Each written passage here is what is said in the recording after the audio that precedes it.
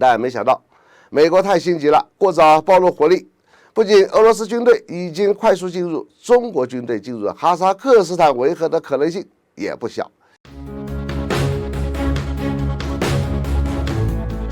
大家好，我是罗富强，欢迎来到富强观察室。本期我们聊的话题是：美国搞乱哈萨克斯坦，本想一石二鸟，却没想到俄罗斯军队进驻了，中国军队也有可能进驻哈萨克斯坦。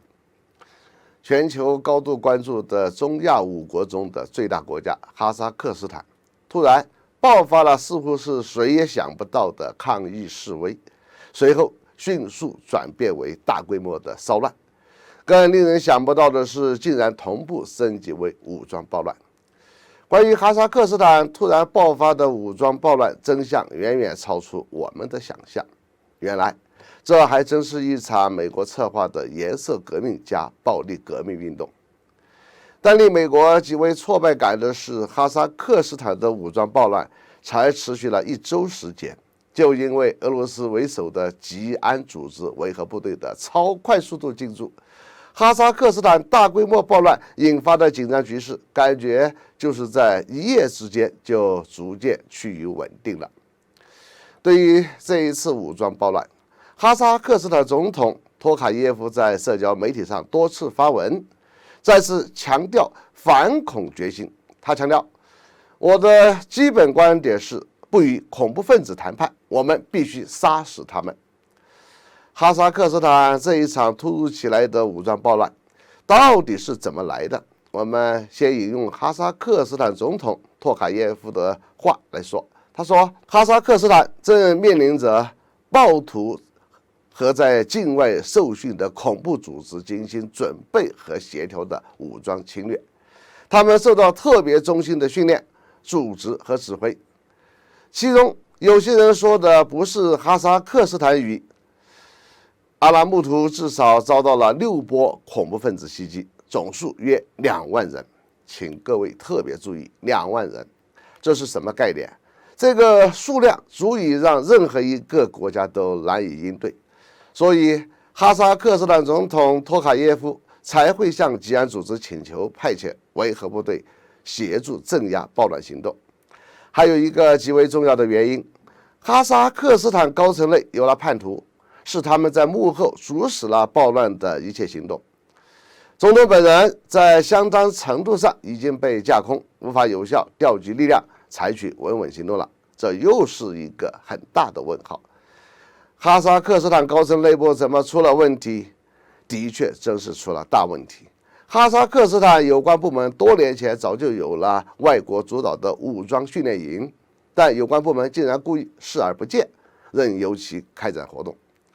这就说明了一个问题，乌克兰2013年的政变也是这样发生的。政府高官里早就有了很多被收买的高官，而且是美国收买的。总统毫不知情，或者是略微知情，也无能为力。现在我们来思考一个问题，为什么吉安组织仅仅几天时间就决定派遣维和部队进驻哈萨克斯坦？那就是因为吉安组织其实早就掌握了哈萨克斯坦这一波暴乱的内幕信息。吉安组织中，除哈萨克斯坦之外的俄罗斯、吉尔吉斯斯坦、亚美尼亚和白俄罗斯这些国家深知，如果不对哈萨克斯坦采取联合行动，下一步美国导演的暴乱悲剧就将在本国上演。于是，俄罗斯、塔吉克斯坦、吉尔吉斯斯坦等多国已经向哈萨克斯坦部署了维和部队，而且还在不断的部署当中。此外，尤其值得我们高度关注的是，